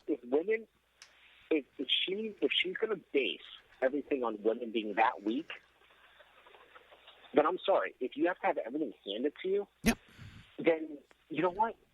I don't have any sympathy for you. Pick your fucking self up and do shit. My wife, she's provided for herself. I'm teaching my daughters to provide for themselves. I'm teaching them to be strong, independent individuals. And yes, they are female. And there's nothing wrong with that. But this whole scapegoat shit, honestly, it's nothing different than, we need reparations because there's a possibility that, somebody in your family might have owned a slave at some point, so you need to give me your house. It's like, kiss my fucking ass. Come and take it, motherfucker. Oh, I love that. You got to give the house up. No, I don't. No, I don't. It's an absolute... Evidently, according to the person that said that, it was a Facebook rant, not an article. It wasn't meant to be taken serious. It was tongue-in-cheek, blah, blah, blah. It wasn't to incite violence. She's getting called out and backpedaling. And it's funny, in one interview, she blamed so many people, and just this was Wiener's laptop was a determining factor in her defeat. Yeah, sending top-secret emails to a sex offender is definitely something big and wrong. The list, I can't even remember all the negative issues with Hillary because it's so fucking long. It's unbelievable. Now she's sitting back all shocked. But you know what? She showed what the difference is. She showed what it is to win and lose graciously. Oh, you know what? That's what it was. Now I remember the comment that she made. They were talking about her new book. She was doing something on, CBS, CNN. The fiction of this book is unbelievable. Go ahead. But she was doing something about the book. Okay, and she was saying how they asked her, the person doing the thing asked, about her running again, and she said, no, absolutely not. I will never again run for politics. I will never run for another position. I'm not out of politics. I will continue to be involved in the political process. However, I will never again run for office. I will not run for the presidency or any other public office because it's become very apparent now that if I do, all they're going to do is attempt to dismantle this great, wonderful, and I can't remember all the other crap-ass words that she used that don't apply to the corrupt organization that is the Clinton Foundation, but essentially saying that they are going to, that's what they're attacking. You know, by her running, they're trying to undo all the good work that her agency does. What good? I mean, it's been proven time and time again, her money... The only good it's done is her. Yeah. It's the only good it's ever done. More money, it's like 90% of the money goes to salaries. Very little actually goes to any good deeds. Just every now and then it's, we got to look good for the IRS. Give that company $1,000. And what's funny is the money is not pouring in anymore. Hide where it comes from. It comes from countries that support the terrorists that we're fighting. Yeah, and that she's supposed to be arguing against. From from states, city-states, and countries that supported the Taliban, that supported bin Laden, while she was Secretary of State, she was taking in these monies and then bitching about it. Yeah, it's like, are you kidding? Really? Christ, you signed a fucking deal for the uranium to go to Vladimir Putin. That one. And now you're blaming Vladimir Putin for you losing the election after he gave how many millions of dollars? It was like $150 million. Oh, don't forget the $500,000 for Bill to give a 20-minute speech. I'm guessing that had to do with cigar flavorings and dry cleaning, but remember to get the dress cleaned. Yeah, which means everybody that attended needs a fucking refund because he obviously didn't follow his own goddamn advice. The whole thing's a fucking joke. It's just, it's so comical at this point. Well, one of her interviews recently, too, she did, she tried to read about the book 1984. BZ will love this, but she's trying to say Trump is responsible for the outlook and that we need to believe in the government, we need to believe in the media, which I haven't read 1984. I know basically what's it about, and I know it's not about believing the media and the government. The book was on the exact opposite of what she talks about.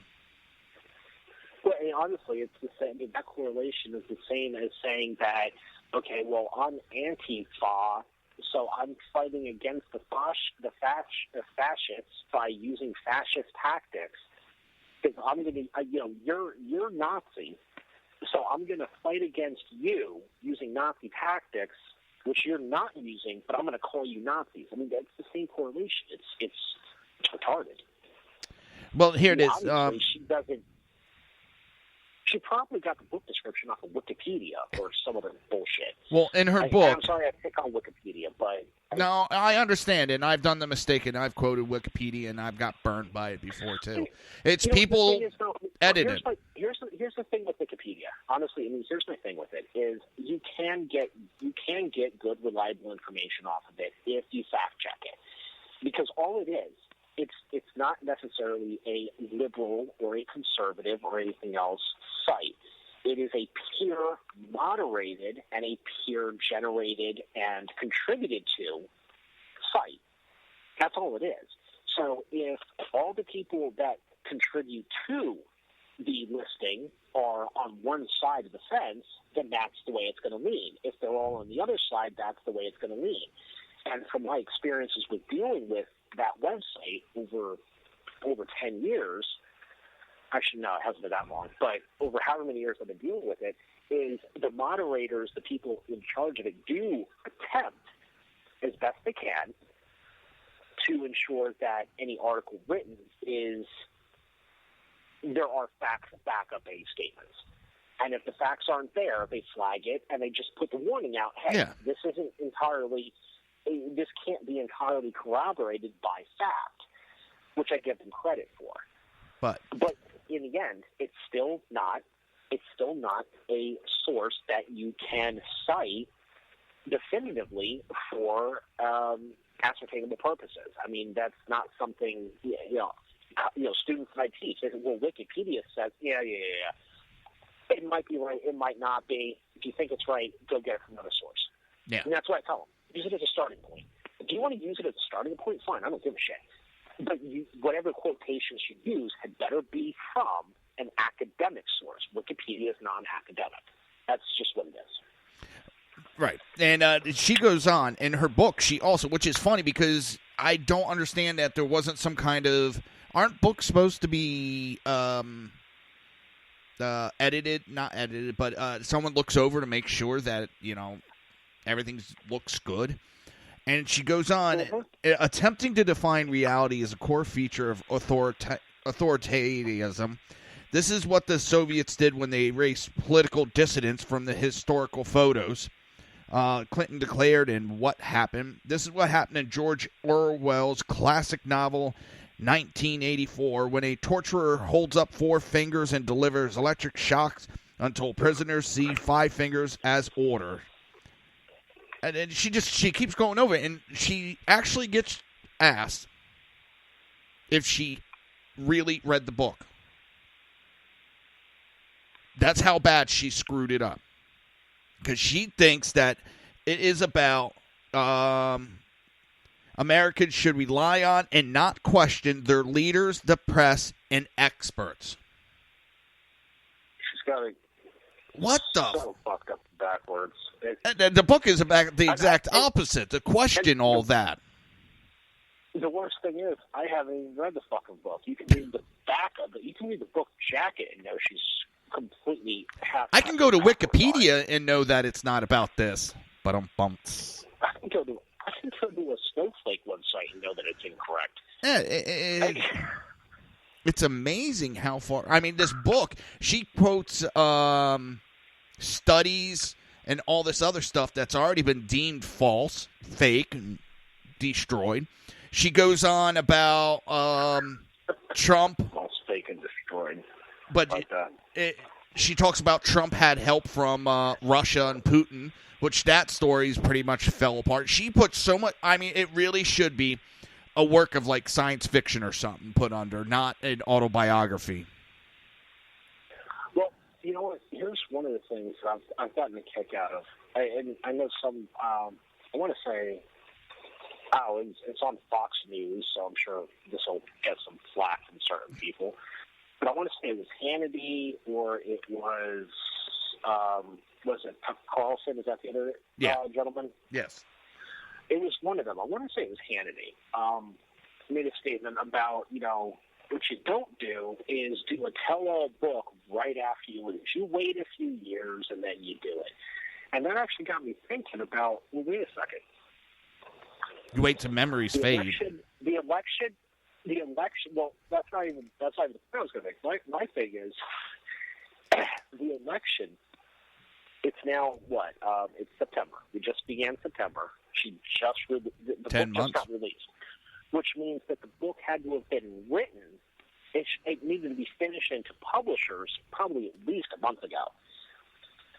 So let's say even best case scenario, you're talking 8 months, 9 months from the time election results came in, blah, blah, blah. Let's say 9 months.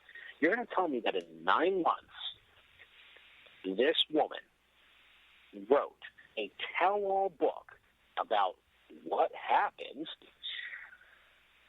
got it to a publisher, got it reviewed, edited, blah, blah, blah, set up for publishing and everything else in 9 months when she has no track record of being any type of best-selling art writer or anything else. This book was, honestly, what that tells me is this book was in the works way before the fucking election. Well, also, you can hire people. They write the books. You give them some information, and they write everything for you. And that's what I was going to say.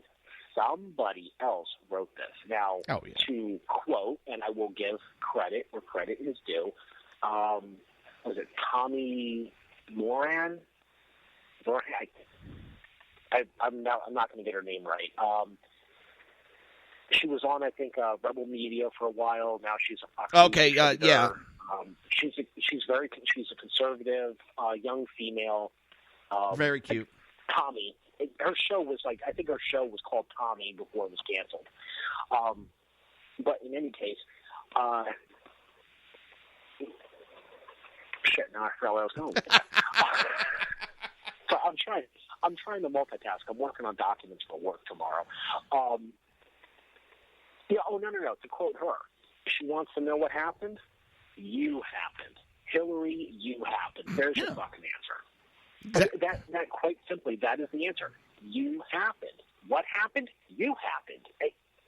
She didn't show up into Wisconsin. She didn't really do Michigan. She really didn't do Pennsylvania. She took the middle of America for granted. She didn't do press interviews. She hid from the press for over 6 months. She didn't campaign.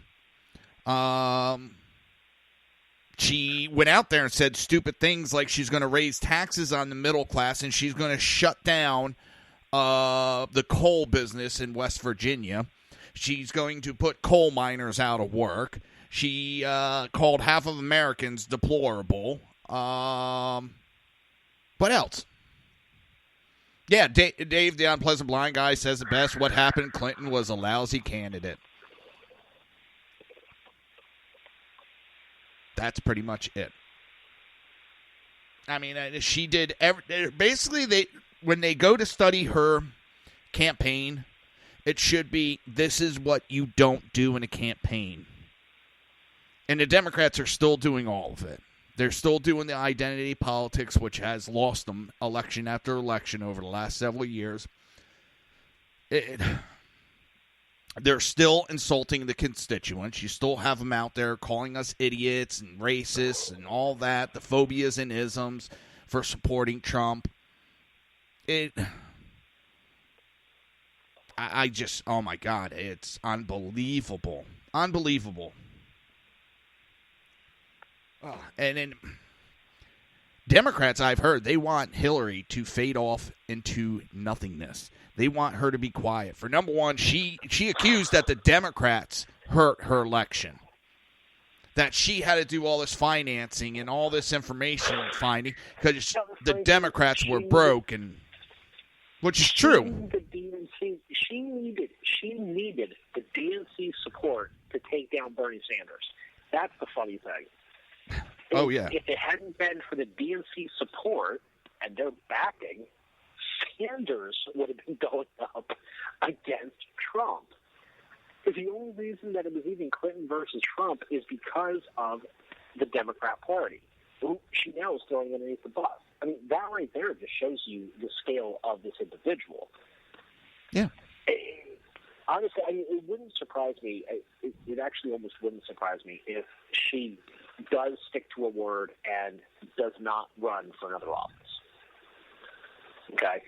That wouldn't surprise me. It also would not surprise me if she does stick to her word and stays involved in politics behind the scenes. That also would not surprise me. I mean, we all know Bill Clinton has, well, Hillary's been running everything since he was in office anyway. But well, that's the other thing. Listen to what she had to say. Bill's going to run my economy. I think a lot of it is a setup for their daughter. Yeah. It wouldn't surprise me one bit if that's the setup. Yeah, that's been talked about, and they don't. She doesn't have the personality to handle it. All right, I hate to cut you off. We got to get going. We're almost out of time. But yeah, her daughter doesn't have the personality. Sure. Yeah, I know. It went by real quick. So I want to. That's what she said. Yeah, exactly. Get in, get out, get done, go home.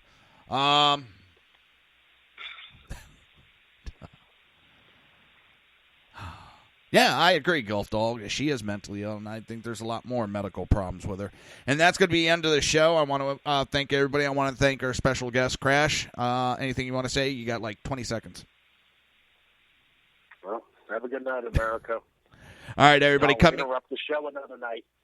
Anytime, bro. Anytime. Coming up next is the Sackheads Radio Show, hosted by Sackhead Clint, Sackhead Sean, and BZ. I know I brain farted for a second. I am a blonde. Have a great night, everyone. When you have hair.